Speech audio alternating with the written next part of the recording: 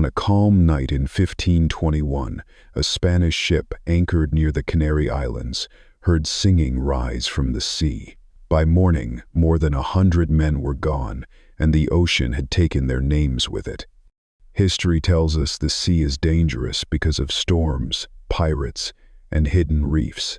But sometimes, the truth is far worse than any known threat. In the spring of 1521, the Spanish galleon San Miguel vanished under circumstances so disturbing that the church itself sealed the report away for centuries. What happened did not resemble a shipwreck, a mutiny, or an attack by human hands. When fragments of the truth resurfaced 400 years later, they revealed a pattern that appeared again and again across European maritime records. Sailors spoke of calm waters, moonlit nights, and voices coming from below. They described creatures that looked human enough to deceive, yet monstrous enough to kill without mercy. This is not a story meant to explain the ocean. It is a story about why some parts of it were never meant to be entered. Before we begin, let me know where you're joining me from today. Drop a comment below and I'll show my appreciation. The vanishing of the San Miguel. The Spanish galleon San Miguel departed Seville on April 23, 1521, loaded with wine, olive oil, iron tools, and fine fabrics destined for the growing colonies of New Spain. Her crew of 123 men were not inexperienced recruits but seasoned sailors, many of whom had already crossed the Atlantic and survived storms, disease, and warfare at sea. For the first 2 weeks, the journey followed a familiar rhythm. The ship hugged the African coastline, pushed steadily forward by a light tailwind under clear skies, making reliable speed through calm waters. Everything about the voyage suggested routine and safety, the kind of uneventful crossing captains prayed for. On May 7th, the San Miguel dropped anchor in a quiet bay on the island of La Gomera, one of the less populated islands of the Canary archipelago. The location was chosen for practical reasons: fresh water, a chance to rest the crew, and time to repair minor leaks in the hull. Local Spanish settlers and Guanche families greeted the sailors warmly, bringing fruit, meat, and water from mountain springs. Yet beneath the hospitality lingered an unease. Quiet warnings were shared in lowered voices. The bay, they said, was old, and it remembered things. The captain listened politely but dismissed the concerns as superstition, the kind sailors heard in every port. That same evening, the mood shifted. A young sailor named Pedro took a rowboat to check fishing nets near the mouth of the bay. When he returned, his hands were shaking, his face drained of color.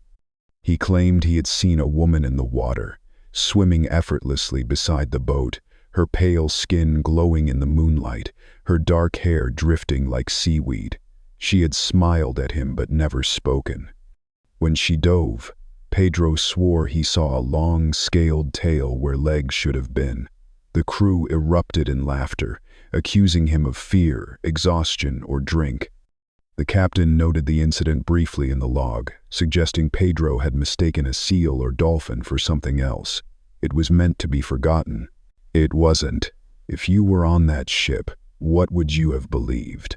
Comment Mermaid if you think Pedro saw something real, or Animal if you think he mistook something natural. Footprints on the deck. The following night erased any lingering sense of normalcy. 2 sailors assigned to evening watch never reported for the end of their shift. At first, no alarm was raised. Men oversleep, especially after long days of labor. But when midnight passed and neither sailor could be found, concern turned to panic. The entire ship was searched from bow to stern. Cabins, holds, the galley, even the water around the hull were checked with torches lowered over the side. There was no sign of a struggle, no splintered wood, no blood. It was as if the men had simply ceased to exist. Only one thing remained behind. Wet footprints marked the deck. They were barefoot, small, and wrong. too narrow for adult men, with toes longer than normal, pressing clearly into the damp wood. The prince led from the starboard railing toward the center of the deck, paused as if something had stood there, and then returned back to the same railing. There were no drag marks, no signs of resistance. Whatever had walked there had left willingly. When the captain questioned the locals again, the tone changed. An elderly settler, who had lived on La Gomera for decades, named the bay Anaga Anmara, meaning the place of what comes from the sea. He said the Guanches avoided it entirely.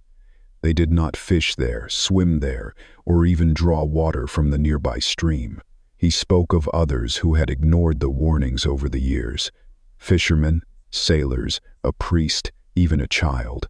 None had been found. The sea, he said, does not always give back what it takes. Captain Don Rodrigo de Avala was not a superstitious man, but he was not reckless either. He ordered the anchor raised at first light, abandoning repairs and rest alike. Extra men were posted on watch. No one was allowed on deck alone. Yet as night stretched on, the water grew unnaturally still, the air heavy with silence, and the sense that something was waiting just beyond the edge of the lantern light became impossible to ignore. The night the ocean answered. The moon hung low and bright, casting a silver path across water so still it looked frozen. There was no wind, no waves slap against the hull, not even the distant cries of seabirds. The silence felt deliberate, as if the sea itself were holding its breath. Around 3 a.m, a shout broke the stillness. One of the watchmen pointed into the depths beneath the ship, where a faint greenish glow had begun to pulse. The light did not come from a single source but from many small points, drifting slowly in a widening circle around the hull. As the glow rose closer to the surface, shapes emerged within it. Dozens of figures moved below the waterline, their bodies sliding effortlessly through the dark, hands gripping the ship's hull from underneath, as if they knew its shape by memory. One of them surfaced near the bow. In the moonlight, its face became visible, almost human at first glance, but wrong in ways the mind resisted naming. The eyes were too large, filled entirely with dark pupils set in shimmering silver irises. Pale skin glistened with fine scales, and when the mouth opened, it stretched wider than any human jaw should, revealing rows of sharp, triangular teeth. Then it sang. The sound was melodic, haunting, and piercing all at once, vibrating through the wood of the ship and into the bones of the men who heard it. One voice became many as others joined in from below, their song rising into a chorus that blurred thought and shattered reason. Sailors clutched their heads, some weeping, others frozen in place. As the singing reached its peak, the creatures surged upward. They vaulted over the railings with terrifying speed, moving awkwardly on deck but with brutal efficiency. Musket balls tore into them. Blades cut flesh, yet wounds closed before stunned eyes. They did not retreat, they adapted, and it became clear that only one thing frightened them. Before we continue, understand this. The San Miguel is only one of the few cases where anyone survived to tell the story. Most ships left no witnesses, no wreckage, and no explanation at all. And if these encounters didn't end in the 1500s, then what you're about to hear next explains why sailors still avoid these waters today. Escape through fire. With no other options left, Captain de Avila gave the order to light the tar barrels. Flaming pitch rolled across the deck, erupting into walls of fire that spread smoke and heat in every direction. The creatures recoiled, hissing and screeching as flames cut off their advance.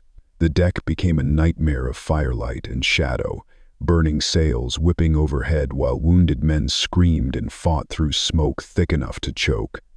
Amid the chaos, a single lifeboat was lowered on the port side, where the fire still held the attackers at bay. Fewer than 30 men reached the boat. Others fell before they could escape, dragged screaming over the railings or collapsing beneath snapping jaws. As the survivors rode into the darkness, the San Miguel burned behind them like a floating funeral pyre. Shapes writhed on the deck, some human, some not, leaping into the sea to escape the flames. By the time the boat reached shore at dawn, only 19 men remained alive. 2 more died before help arrived. The rest stumbled onto land, burned, bleeding, and hollow-eyed, unable to fully explain what they had seen, only repeating the same words again and again. The sea had answered them. The report that could not exist. Despite his injuries, Captain Diavala demanded paper and ink the moment he reached safety. He wrote through the pain, recording every detail with the precision of a seasoned commander, refusing to soften or explain away what had happened. The report was sent to the royal governor, but it never reached public record. Later retellings say the report was taken by church officials and never returned. When an expedition later found the San Miguel drifting at sea, the evidence was impossible to ignore. The ship was scarred and burned, the deck marked with deep gouges and strange stains of a greenish-black substance that smelled of rot and iodine. No bodies were found, only torn clothing and signs of violent struggle remained.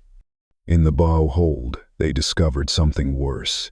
Trapped between charred beams was the body of one of the attackers, partially burned and already decaying. It measured nearly 7 feet from head to tail, its upper body disturbingly human, its skin scaled, its fingers webbed, and its mouth locked open in a final expression that revealed 2 rows of sharp teeth. The bishop ordered it destroyed immediately, forbidding sketches or study. The ashes were scattered at sea with prayers. The surviving sailors were sworn to silence, paid compensation, and reassigned far from the ocean. Routes were quietly altered, secret maps were drawn, and the truth was buried under a single word written across the file: secretum. Echoes through the centuries. What happened to the San Miguel did not end with that single night. As maritime archives across Europe were quietly examined, similar accounts surfaced again and again. Portuguese caravels, Dutch merchant ships, British trading vessels, and French military corvettes all reported encounters that followed the same pattern with disturbing precision. The attacks came at night. The sea was calm.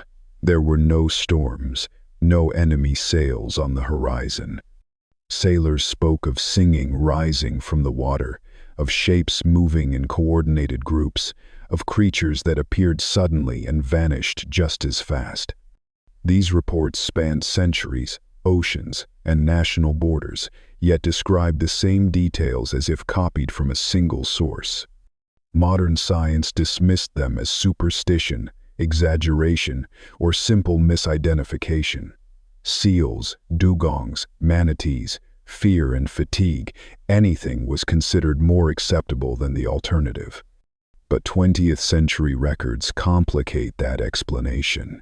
Classified naval documents describe submarines detecting fast-moving objects traveling in formations impossible for known marine life. Sonar contacts circled vessels with deliberate intent. Deep-sea cameras recorded humanoid shapes moving through underwater caves with controlled, purposeful motion. Fishermen reported pulling bodies from their nets that disappeared before authorities arrived, leaving only photographs and unanswered questions. The stories never truly stopped. They were simply pushed into silence. What sailors still know. Those who live their lives on the ocean do not debate theories or argue with scientists. They do something far more telling. They avoid certain places. They refuse to anchor in isolated bays after dark. They sail in groups when possible and keep lights burning through the night. They do not respond to voices drifting across calm water, no matter how human or desperate they sound. These are not rules written in manuals. They are lessons passed quietly from one generation to the next. On the island of La Gomera, a stone cross still stands near the bay where the San Miguel anchored more than 5 centuries ago. Its inscription warns that the sea keeps its dead and does not return them. Locals say that on certain moonlit nights, singing can still be heard rising softly from the water, melodic and inviting, impossible to ignore. Those who hear it feel an urge to move closer, to step into the sea as if answering a call meant only for them. And sometimes, when the sun rises, clothes are found folded neatly on the shore, untouched by waves or wind. The person who wore them is never seen again. The ocean does not need to chase humans. It only needs patience. Whatever lives beneath the waves has learned how to wait, how to lure, and how to remain hidden while legends carry the warning forward. Some truths survive not because they are proven, but because ignoring them is fatal. If this story unsettled you, share it with someone who thinks the sea holds no secrets. Subscribe for more hidden histories the world was never meant to remember. And if you ever hear singing where no one should be, remember Captain de Avala's last words: do not swim toward the sound. Thanks for watching and your support so far. Remain healthy and strong this new year, and share the video to friends and family.